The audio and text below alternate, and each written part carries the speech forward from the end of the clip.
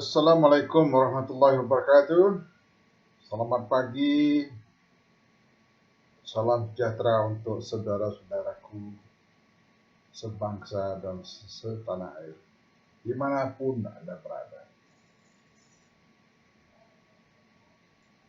Ada topik menarik yang ingin saya sampaikan pada saat ini adalah sebuah masalah yang menjadi klasik sebetulnya. Kalau negara kita ingin maju, ingin cepat membangun negeri ini, kita tidak bisa menghindarkan diri atau menutup diri dari hadirnya kalangan investor. Sehingga Presiden berkali-kali meminta kepada daerah, kepada gubernur, para bupati seluruh Indonesia selalu menghimbau, jangan menghambat investasi di Indonesia. Kita membutuhkan investor untuk membangun negeri kita, negara kita, membangun daerah kita. Semakin banyak investor masuk, pertanda bahwa kita semakin dipercaya oleh mereka. Akan tetapi suka dan atau tidak suka dengan investor ini, ya memang kita harus hadapi.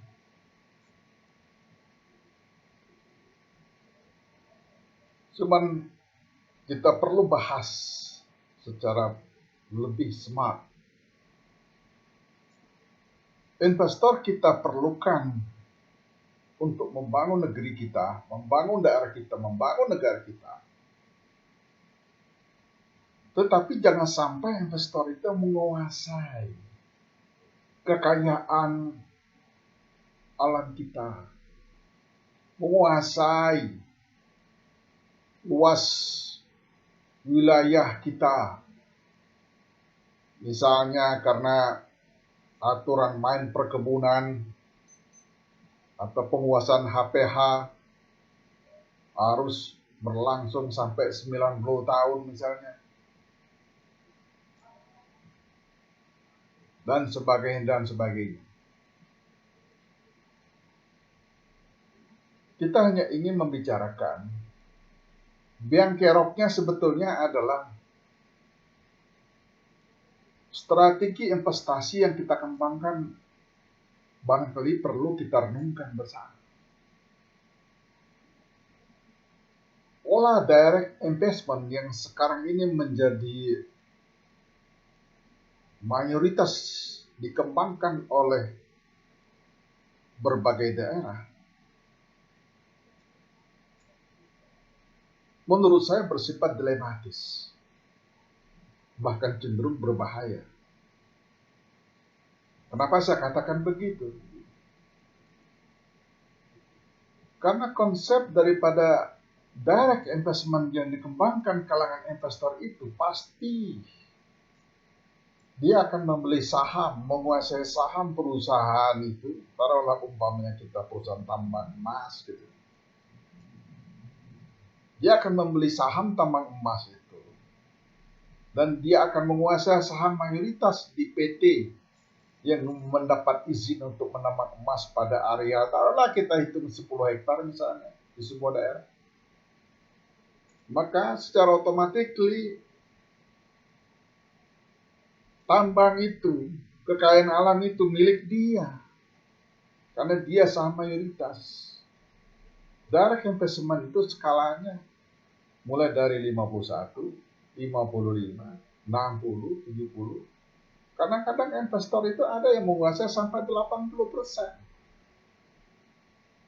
Pengusaha lokal yang mempunyai izin dari Pemda, dari gubernur, dari pemerintah pusat dan sebagainya, yang telah dia urus, dia mendapatkan izin untuk menambang emas di suatu daerah itu. Dia jual murah.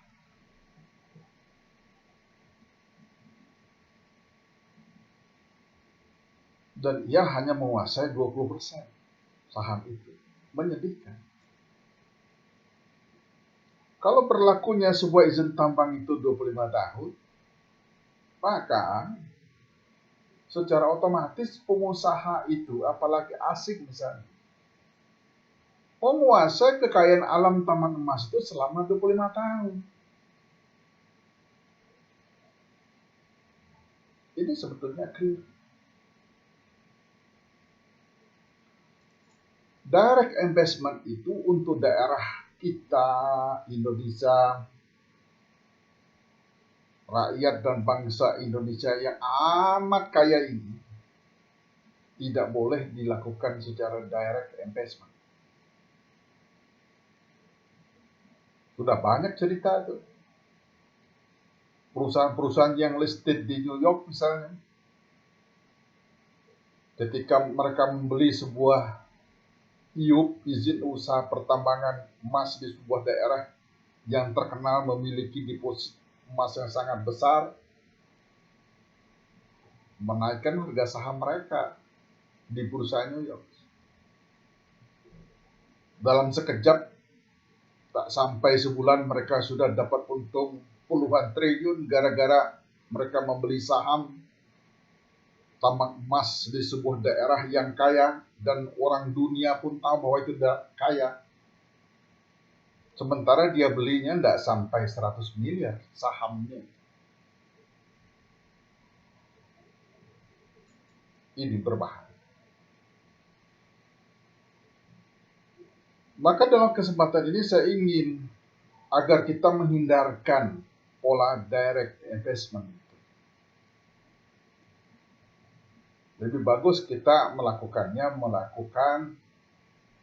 sebuah ketetapan, perlu ditambahkan bahwa orang yang mempunyai izin usaha pertambangan atau perkebunan, haknya tidak boleh dialihkan ke pihak investor. Siapapun dia, bukan hanya orang asing. Termasuk pengusaha nasional, nggak boleh.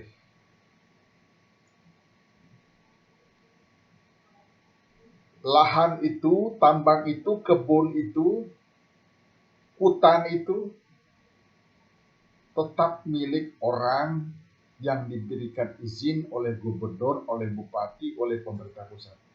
Tidak bisa diperjualbelikan. Otomatis perusahaannya pun tidak bisa diperjualbelikan. Sahamnya tidak bisa diperjualbelikan. Maka pola yang kita anut kemudian adalah profit sharing, bagi keuntungan.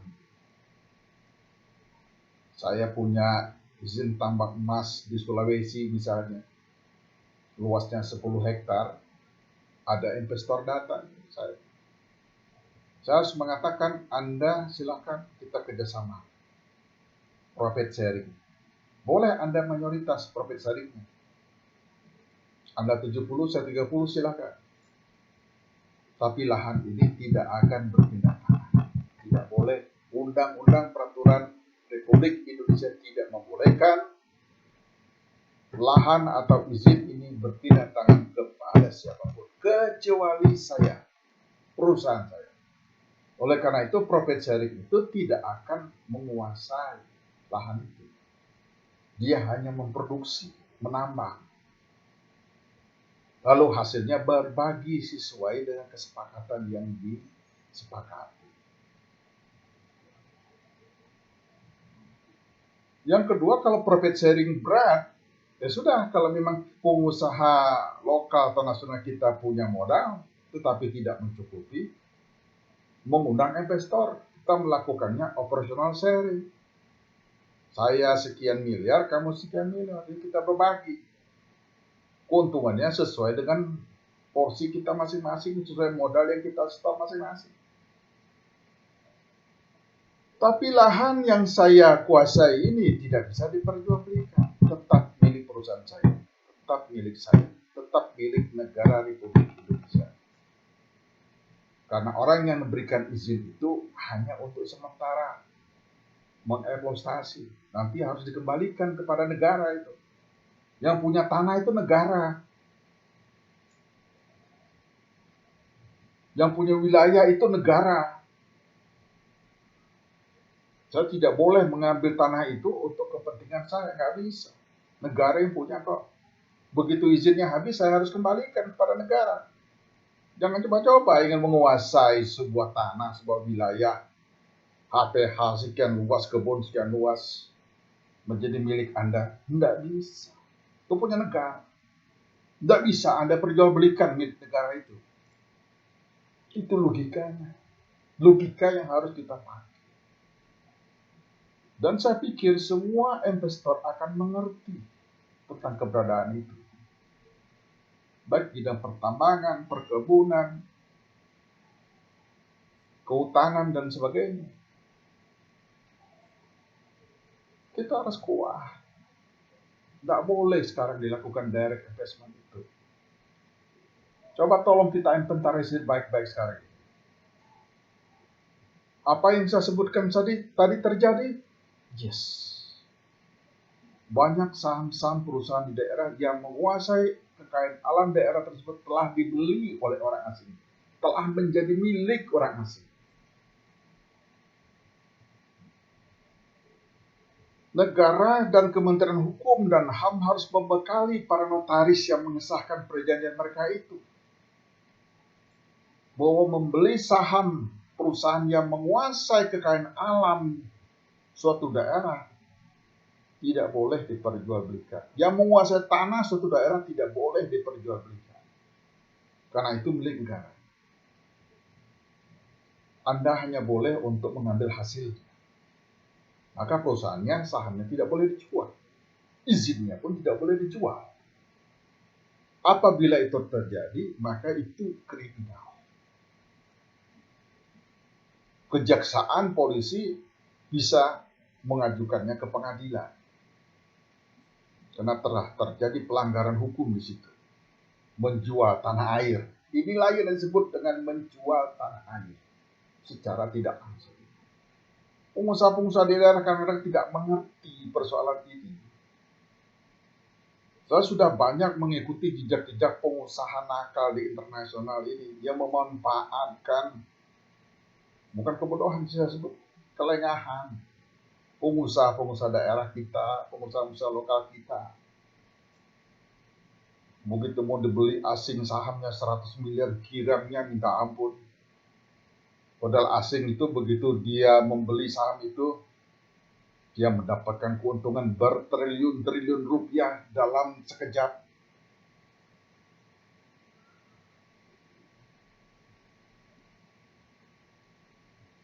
Kita, siapapun, Kadin harus membina anggotanya. Para notaris harus dibekali bahwa perjanjian seperti itu tidak boleh disahkan. Kalau disahkan, cabut izinnya. Anda telah mengesahkan jual beli tanah air kepada orang asing, kalau misalnya investornya asing.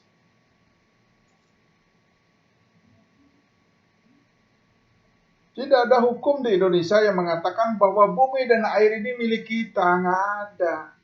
Kecuali hanya buat rumah. Rumah pun juga kadang-kadang kalau negara membutuhkannya harus kita tinggalkan, harus dibongkar. Semua kekayaan alam, tanah, air, bumi, dan isinya semua milik negara. Negara yang mengatur. Dan kita sepakat soal itu. Jangan diperjualbelikan. Pulau juga begitu. Saya punya pulau misalnya.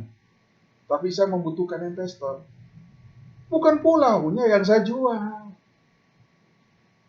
Tetapi investor saya undang, kelola pulau ini. Kau mau bangun apa? Ini pulau saya. Ayo kita kerjasama.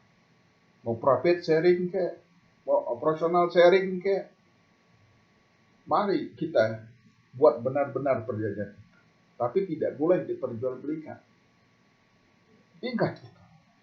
Jangan pernah menganggap bahwa kita atau Anda atau siapapun bisa memperjualbelikan kekayaan alam,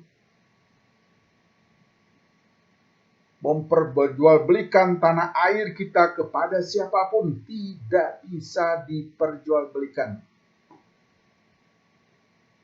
Kita tidak mau mengalami nasib yang menimpa beberapa negara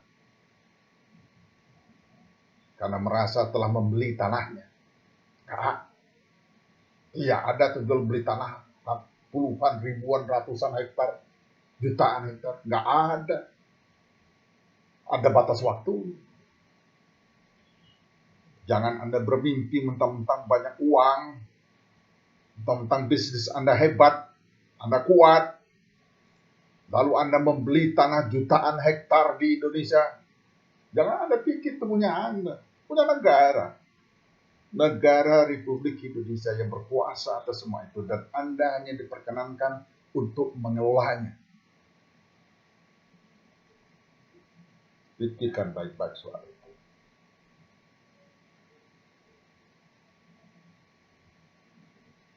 Jadi saya pikir, mari rumuskan sama-sama. Kita tegas saja menolak jual beli saham perusahaan yang menguasai kekayaan alam, baik di dalam bumi maupun di permukaan. Yang ada hanya boleh profit sharing atau operational sharing. Tidak ada jual beli. Tidak ada lagi misalnya, oh udahlah kita buyback nanti. Tidak bisa. Tidak berlaku itu. Pemerintah harus tegas, Kementerian Hukum dan HAM harus memberikan pelajaran yang berharga bagi notaris di seluruh Indonesia agar tidak mensahkan perjanjian yang seperti itu. Kalau terjadi perjanjian bawah tangan, maka itu dianggap kriminal. Negara boleh membatalkannya. Oke, tegas. Kita sayang negeri kita. Negeri yang kita cintai. Negara Republik Indonesia. Jangan pernah Anda perjualbelikan. Assalamualaikum warahmatullahi wabarakatuh.